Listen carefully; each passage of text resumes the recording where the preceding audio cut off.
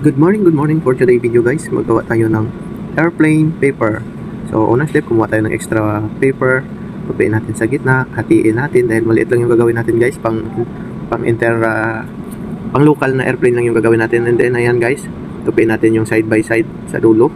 Be sure na nakasenter yung pagtutupi natin. Ayun. Ayan guys, after matupi natin side by side, tupiin naman natin sa may kabilang part, sa pinakadulo. Tupian natin ng kunti yung pinaka dead end niya guys, para maging maganda yung lipad at bumintong ng ating airplane makarating sa ibang planeta, kahit pang international ito at Philippines area only. So ayun, pakinisin natin yung kabilaan na pakpaks, left and right. I-check natin ng maigi nang hindi maglisi-lisi yung lipad ng ating airplane at walang madamay ng mga pasahero at walang masaktan ng mga civilian. So ito na guys yung resulta ng ating ginawa. Napakaangas, napakaganda, napakapugi sa ititest na natin paliparin ng ating nagawang airplane na gawa sa papel. At ito guys, tingnan nyo ang resulta.